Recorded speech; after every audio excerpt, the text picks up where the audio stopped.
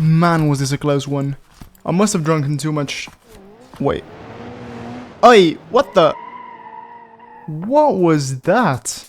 Welcome to BeamNG Drive 0.26. A brand new update for the game, which unfortunately still has not fixed the fucking void. So after only 3 months, we have been blessed with yet another juicy update.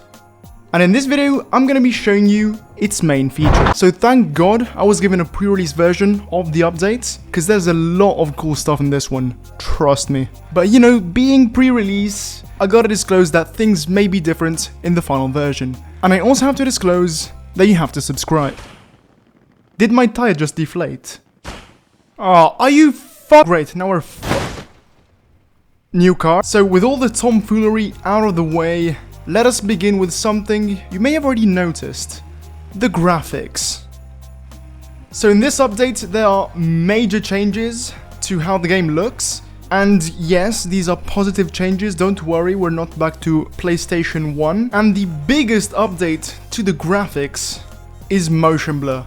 Guys, we finally fucking did it. BeamNG is now up to par with basically all games since 2009. So as you can see, the game looks much faster. I already talked about this in my Why Racing Games Feels Low video. And even back then, BeamNG was one of the faster feeling games. But with motion blur now, holy shit. I mean, honestly, this game feels incredible now. It actually feels...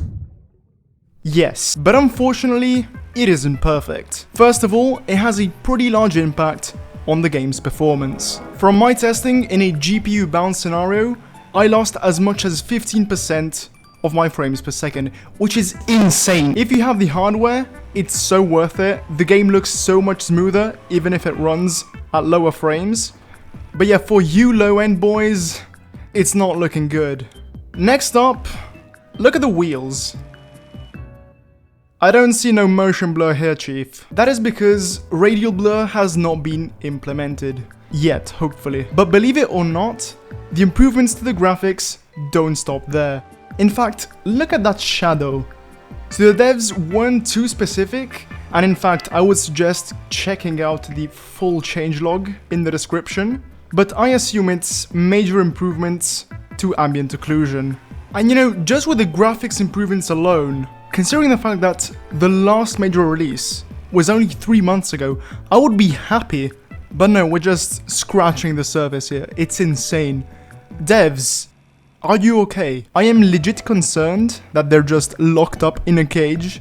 But you know, the game is getting better, so let's keep it this way. But anyways, moving on to the next new feature.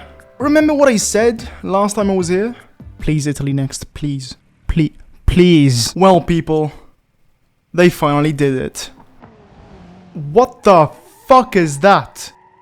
Is that a COVID? Guys, it is time to become Polizia and chase him. But before that, let's talk more about PBR terrain, because they improved even that. You see, on top of adding PBR to Italy, they've also improved it across the board. So I've purposely and not accidentally thrown myself off a cliff to better show you the improved terrain decals and foliage. As you can see, we have much higher resolution grass, which is good. And on top of that, it seems to be a lot more dense than it was before. We also have improved ground textures basically everywhere. But there's a catch, which kinda seems to be a recurring theme in this update. But anyways, I think you might wanna take a look at this. What the fuck? I'm pretty sure leaves aren't that reflective, but I'm no leaf expert, so... And the catches don't stop there. You see, Italy isn't full PBR, at least for now. Cause buildings, well, they're the fucking same. But you know what? No big deal, cause there's still more stuff to this update. There's a ton of new missions, and you know for a fact, I'm gonna be streaming them. And on the topic of missions, there's also new scenarios. At this point, I'm pretty sure there's someone at BeamNG who just loves seeing me suffer. But you know, let's not get bogged down, because now I want to talk about a feature that is honestly pretty incredible. Greatly improved AI. So with this update, the machines are one step closer to ending our society. But since they're not just there yet, we can enjoy much better performance with AI traffic. Instead of simulating every vehicle with the maximum fidelity, they just said, you know what? Simplified physics? Yes. And also, this is the perfect opportunity to show you a before and after the graphics upgrades. Look at the fucking road. This is insane. This can't keep happening. You know what? Fuck it. I've actually had enough. Let's chase him. So I think he went this way, right? Ah, shit. So I have absolutely no idea where he went. So you know what? I'm gonna ask the Discord server.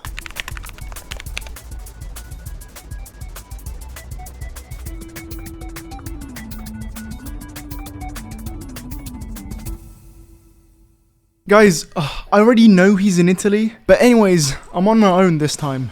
So yeah, I'm gonna have to use my Italian instinct to find him. I don't know, for some reason, I feel he's here. Oh wait, it looks like he had a fucking accident. What? So, I ain't no detective, but it looks like that fridge was crossing the road when suddenly this guy came flying past. And look at that poor fridge. Anyways, this is the remastered COVID, and it's very good. Wait, what the? So I'm currently using the shittiest configuration, the 1.3 liter, and the performance is basically the same as my Honda Jazz. Look at this!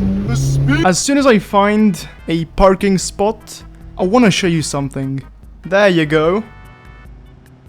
Take a look at this interior.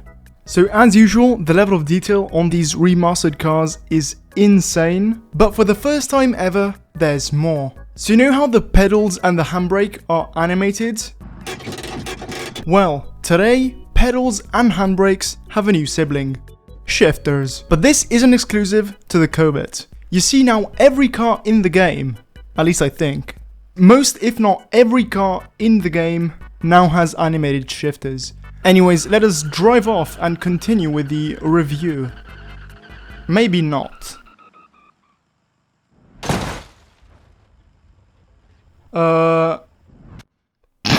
This is the LXI. What the fuck? So while the 1.3 was more of a first car type of car, this is more of the car your granny would have, as you can see from the license plate. As we saw with the Scintilla, you can now open doors, the hood, as well as... But this is very cool. So you'd think to open the trunk, you just hover on these ugly red boxes until it becomes green. No, but basically you open the hood as you would do in real life. Nice. Okay, so let us get... So this is the 15EE. And I shouldn't be driving it like this. That's because this is the high efficiency model. And it is perfect for today's gas prices. So it features this very aerodynamic grille. It also has a very tasteful plastic blue interior. Very nice, very elegant. But now I want to quickly stop here to show you something. They finally added benches and picnic tables to Italy's beaches. But if you look further to the right, there's a fucking T-Series. So this may seem kinda random in the middle of the Ibishu Cobit remaster overview, but don't worry, I'll get back to the faster configurations in just a bit. But before that, I want to show you the realistic hydraulics. Let me show you what I'm talking about. Take a look at what happens when I raise the upfit. As you can see, the engine revs up to power the hydraulics. Unfortunately, this is just a preview of the feature, but yeah, it's pretty darn cool. And T-Series remaster? What the? Did the thing just poop out a car? This is the street-tuned Cobit, and it doesn't like to off-road. So this boy has a 1.5 liter turbocharged engine, but if you look closely, yes. But I know what you guys really want to see, and we're driving towards it. It is time to drive Mr. Turbo. So before we get in, take a look at that. Let's go. So unfortunately, Mr. Turbo is rear-wheel drive, which means I can't drive this car. But that being said, this is so cool. I'm jealous of you guys who can actually drive these cars. Ermin, please teach me. Unfortunately, I have to say that I'm quite disappointed with the engine. A V6 would have been amazing, but